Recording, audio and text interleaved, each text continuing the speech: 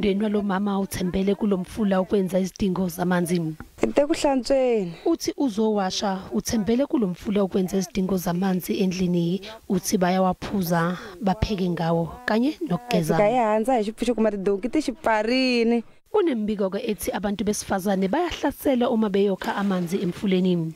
Mibona Uma isikhathi sihamba bayaphoqeleka kuba bambe umgodi ukuze bathole amanzi nekwenza kube ingozi kakhulu kubona. Loko ri la hansani ambi umuntu wona ngota fika ni ndla swin'wana kwalaya.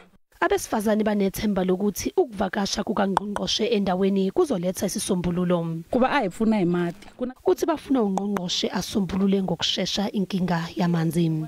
Baningi ke ongqongqoshe kanye nezikhulu zikahulumeni asebevakashele indawo yaseGiyani kuleminyaka eyedlule ngenhloso yokuxazulula inkinga yamanzi, kodwa ukuvakasha kwabo akubi nazithelo. Manje bathemba ukuthi ukuvakasha kukaNgqongqoshe USenzo Mchunu kuzokwenza umehluko.